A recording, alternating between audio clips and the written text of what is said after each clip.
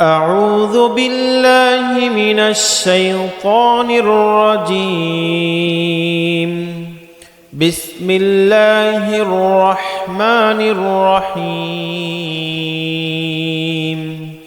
إذا وقعت الواقعة ليس لوقعتها كاذبة خافضة رافعة إذا رجت الأرض رجا وبست الجبال بسا فكانت هباء منبثا وكنتم أزواجا ثلاثة فأصحاب الميمنة ما أصحاب الميمنة وأصحاب المشأمة ما أصحاب المشأمة والسابقون السابقون أولئك المقربون في جنات النعيم ثلة من الأولين وقليل من الآخرين على سرر موضونة متكئين عليها متقابلين يطوف عليهم ولدان مخلدون بأكواب وأبارق وكأس من معين لا يصدعون عنها ولا ينزفون وفاكهة مما يتخيرون ولحم طير مما يشتهون وحور عين كأمثال اللؤلؤ المكنون جزاء بما كانوا يعملون لا يسمعون فيها لغوا ولا تأثيما إلا قيلا سلاما سلاما وأصحاب اليمين ما أصحاب اليمين في سدر مخضود وطلح منضود وظل ممدود وماء مسكوب وفاكهة كثيرة لا مقطوعة ولا ممنوعة وفرش مرفوعة إنا أنشأناهن إنشاء فجعلناهن أبكارا عربا أطرابا لأصحاب اليمين ثلة من الأولين وثلة من الآخرين وأصحاب الشمال ما أصحاب الشمال في سموم وحميم وظل من يحموم لا بارد ولا كريم إنهم كانوا قبل ذلك مترفين وكانوا يصرون على الحنث العظيم وكانوا يقولون أإذا متنا وكنا ترابا وعظاما أإنا لمبعوثون أو آباؤنا الأولون قل إن الأولين والآخرين لمجموعون إلى ميقات يوم معلوم ثم إنكم أيها الضالون المكذبون لآكلون من شجر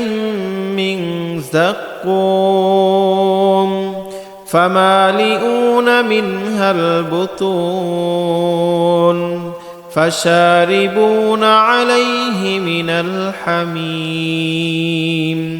فشاربون شرب الهيم هذا نزلهم يوم الدين نحن خلقناكم فلولا تصدقون أفرأيتم ما تمنون أأنتم تخلقونه أم نحن الخالقون نحن قدرنا بينكم الموت وما نحن بمسبوقين على أن نبدل أمثالكم وننشئكم فيما لا تعلمون ولقد علمتم النشأة الأولى فلولا تذكرون أفرأيتم ما تحرثون أأنتم تزرعونه أم نحن الزارعون لو نشاء لجعلناه حطاما فظلتم تفكهون إنا لمغرمون بل نحن محرومون أفرأيتم الماء الذي تشربون أأنتم أنزلتموه من المزن أم نحن المنزلون لو نشاء لجعلناه أجاجا فلولا تشكرون أفرأيتم النار التي تورون أأنتم أنشأتم شجرتها أم نحن المنشئون نحن جعلناها تذكرة ومتاعا للمقوين فسبح باسم ربك العظيم فلا أقسم بمواقع النجوم وإنه لقسم لو تعلمون عظيم إنه لقرآن كريم في كتاب مكنون لا يمسه إلا المطهرون تنزيل من رب العالمين أفبهذا الحديث أنتم مدهنون وتجعلون رزقكم أنكم تكذبون فلولا إذا بلغت الحلقوم وأنتم حينئذ تنظرون ونحن أقرب إليه منكم ولكن لا تبصرون فلولا إن كنتم غير مدينين ترجعونها إن كنتم صادقين فأما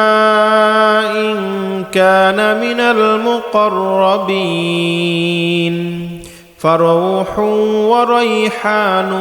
وجنة نعيم وأما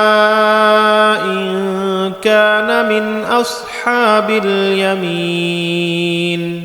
فسلام لك من أصحاب اليمين وأما إن كان من المكذبين الضالين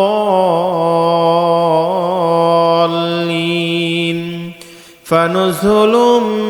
من حميم وتصلية جحيم إن هذا لهو حق اليقين فسبح باسم ربك العظيم